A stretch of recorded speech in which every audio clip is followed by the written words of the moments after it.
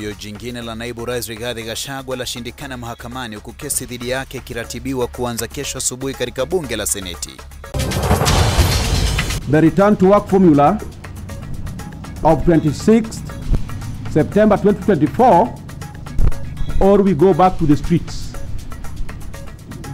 And we are giving the government only 1 week to implement that return to work formula. Wahadhiri na wafanyikazi wa vyuo vikuu watoa ilani ya wiki moja ya mikataba yao kuheshimiwa, la sivyo warejee katika migomo. Wanaume wahimizwa wakapimwe na kujua hali zao katika kampeni dhidi ya saratani ya matiti. This competition is based on the celebration of African food. So what we're looking for is some real innovation, creativity, some fantastic flavors. Je, waijua ladha halisi ya vyakula vya Kiafrika? Mashindano ya kutafuta ladha hiyo yafanyika Nairobi.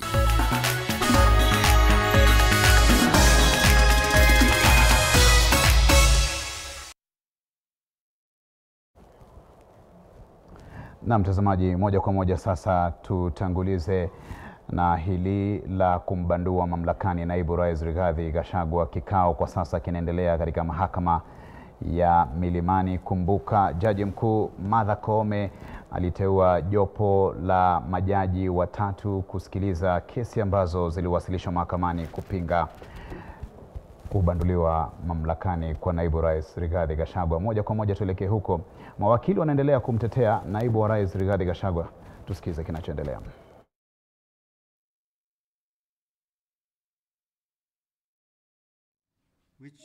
which found under your paragraph 9, any other remedy which this court deems fit to grant is if the orders that are sought by my learned friends are not granted, then you look at your application is your prayer is forward looking. Yes, we had similar prayers. It is forward looking after the events. Yes. It considers possibilities after the event in the Senate. Yes. So you are going ahead and saying in the event. In the event, but I still associate myself with my learned friends. But if you get beyond that, look at our prayer number 9 and stop the implementation of that impeachment that may arise from those proceedings. Thank you. Is my thing. Thank you. Thank you.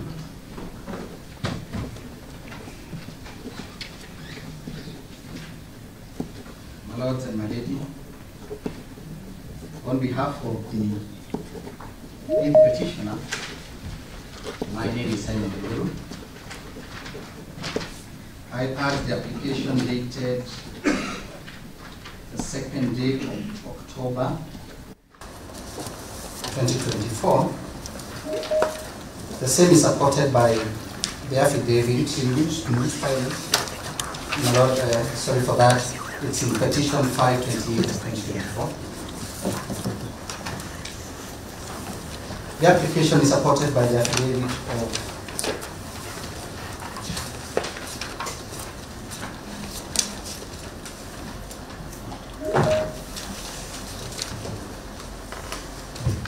the application is already supported by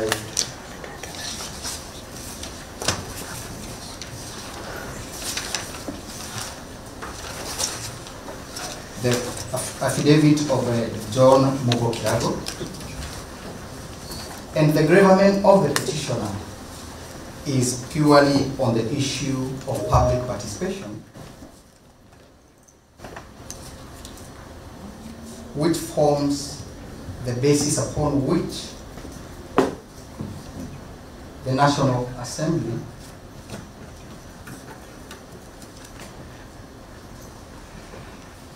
failed to follow. Na mtazamaji, tukisalia katika masaibu ya naibu rais Rigathi Gachagua kuhusu hoja kumbandua mamlakani, naibu rais Rigathi Gachagua sasa atapambana katika bunge la Seneti baada ya mahakama kuu kutupilia mbali kwa mara ya pili sasa ombi la kuzuia hoja kubanduliwa kwake ofisini kuangaziwa na maseneta. Hata hivyo, uamuzi mwingine kuhusiana na swala hilo utafanywa hapo kesho saa 2 asubuhi na jopo la majaji watatu ambao ni Eric Ogolla, Anthony Murima na Frida Mugambi. Joel Chacha anaeleza zaidi. Zimesalia chini ya saa 24 kabla ya bunge la Seneti kuanzisha uchunguzi dhidi ya sababu 11 zilizopelekea naibu rais Rigathi Gachagua kubanduliwa ofisini na bunge la taifa. Ombi la kuzuia seneti kuangazia swala hilo limetupwa kwa mara ya pili na jaji wa mahakama kuu Chacha Mwita. Having considered the application and argument by parties, the constitution and president, the prayer for grant of conservatory order is declined. Jaji Chacha ameelekeza kesi kwa jaji mkuu Martha Koome kubuni jopo la majaji kuangazia kesi hizo zinazopinga kuondolewa kwa Gachagua au kuzijumuisha kwa jopo la sasa la majaji Eric Ogolla, Anthony Murima na Frida Mugambi. I certify this petition as raising substantial questions of law and of public interest in terms of Article 165 sub-Article 4 of the Constitution. This file is to be placed before the Honorable Chief Justice to consider appointing an uneven number of judges to hear this petition.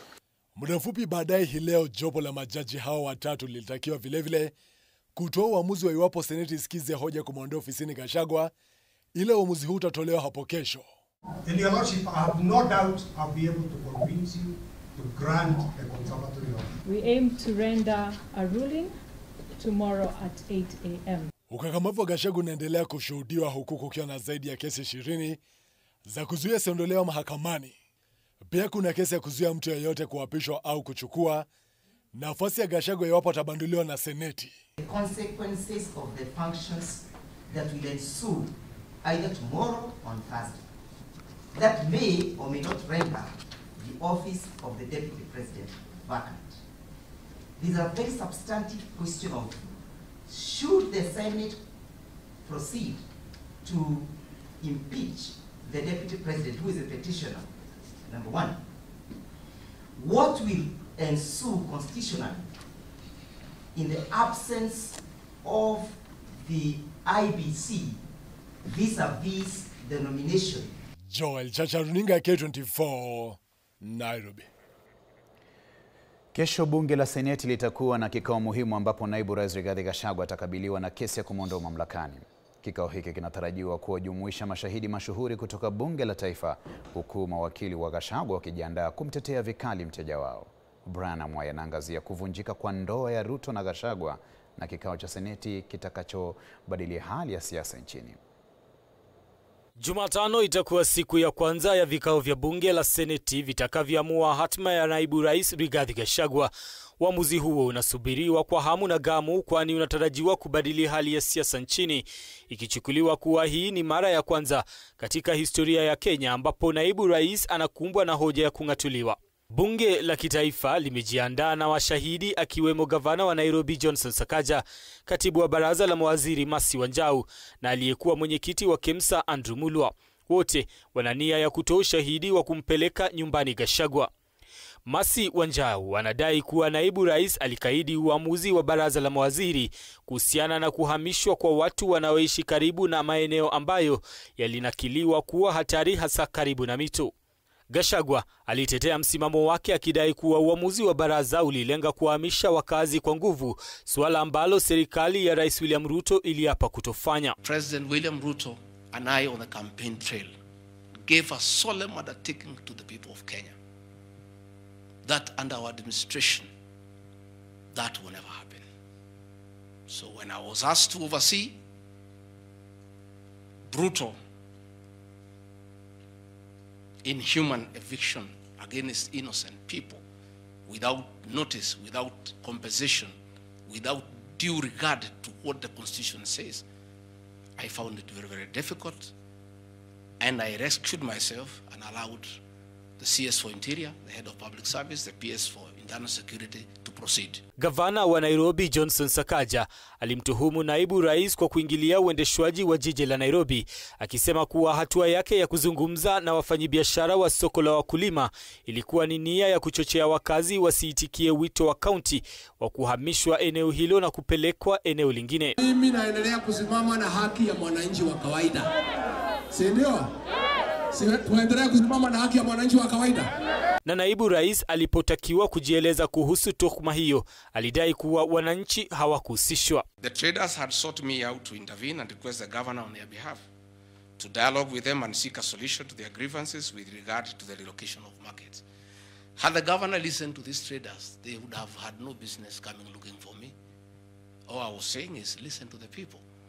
before you relocate them, have public participation. Shahidi mwingine atakayefika mbele ya Seneti ni Andrew Mulwa, anayedai kuwa Gachagua na mwanawe wa mwisho Keith Gachagua walihusika katika sakata ya neti ya Kemsa, madai ambayo Gachagua amekanusha. Katika kujitetea, naibu rais ametafuta huduma za mawakili watajika wakiongozwa na Paul Muite.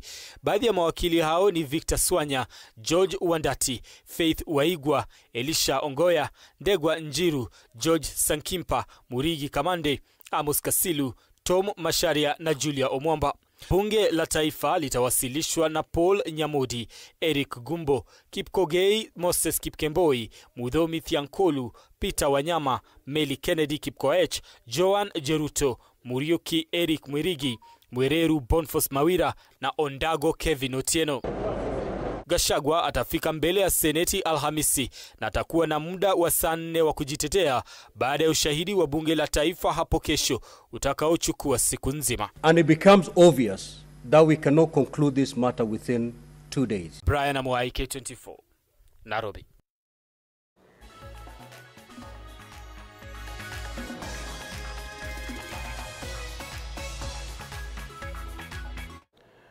Muungano wa wahadhiri wa vyuo vikuu WASU na muungano wa wafanyikazi wa vyuo vikuu nchini KUSU wametoa ilani ya mgomo wa wafanyikazi kote nchini iwapo serikali haitatekeleza makubaliano yao ndani ya siku 7.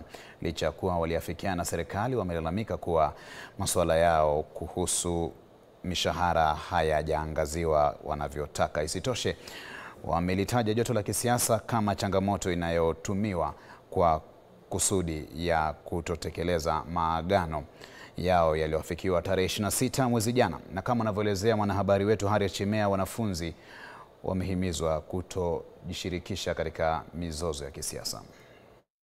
Know that on Tuesday we are starting the mother of all strikes. Huenda mgomo mwingine wa wafanyakazi wote wa vyuo vikuu ukaanza tena wiki chache tu baada ya muungano wa wahadhiri wa vyuo vikuu kusitisha maandamano. Ilani ya mgomo wa siku 7 imechangiwa na ucheleweshaji wa serikali katika kutekeleza mkataba wa CBA wa mwaka 2021 mwaka 2025 pamoja na kutotekelezwa kwa maelewano ya kurejea kazini. Universities agreed that automatic annual increment shall be computed at 4% of the basic salary for the 2 years of the CBA cycle of 2021-2025 starting 1st July 2023. Yet to date, neither has the RTWF been operationalized nor the CBA implemented. The return to work formula of 26th September 2024, or we go back to the streets. And we are giving the government only 1 week to implement that return to work formula. Today is 15th, and our members expect new salaries next week.